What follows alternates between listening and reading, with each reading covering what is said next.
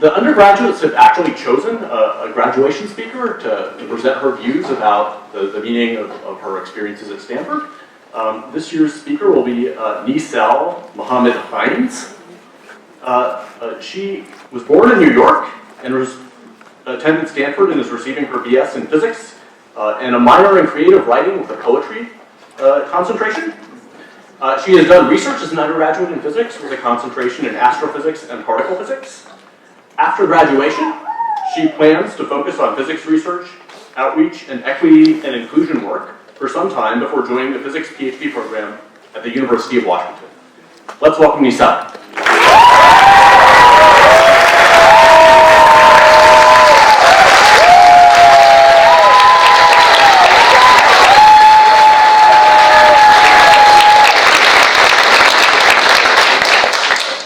Hello everyone. Thank you for the introduction. And thank you to family and friends who have joined us today. I also acknowledge our presence on the stolen land of the Mohamed people. I feel incredibly honored to be standing in front of you. As a freshman, I would have never pictured myself in this position. When I got to Stanford and told people I was considering studying physics, I always got the same reaction. A look of shock, followed by, "You must be a genius."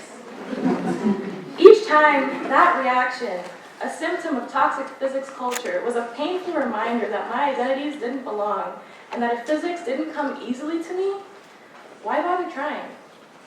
So that first year, believing I was the only girl interested in physics, struggling in math and physics classes that were new to me but reviewed for many, was extremely isolating.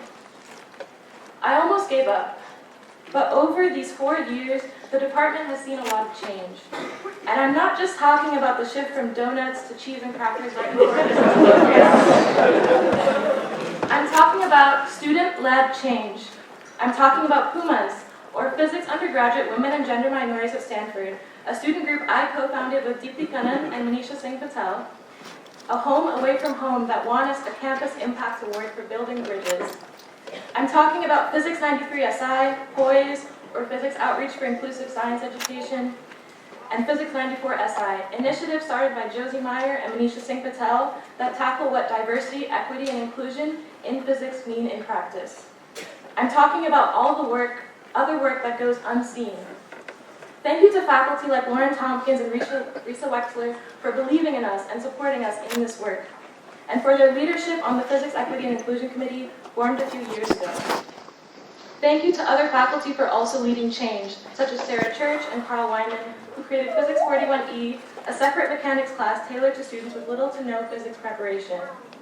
Such as Pat Burkhat and Sarah Church, who have been incredible major advisors to many of us, and who work through the Physics Undergraduate Studies Committee to make physics more accessible. And thank you to staff like Elva, Rick, and the custodians, who we would not be able to function as a department without. I am the first Black woman to speak at Physics Commencement.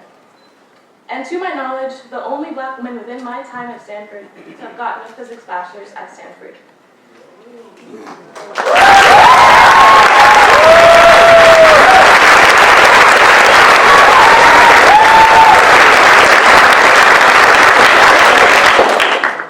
Stanford refused to provide me with more information. But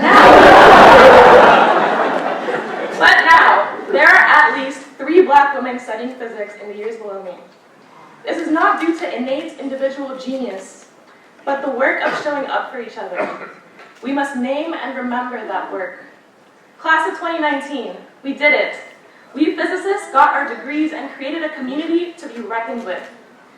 Using our privilege, let's keep working together to ensure that one day, physicists like me from currently underrepresented groups don't get a look of shock, followed by, "You must be a genius." Thank you and congratulations.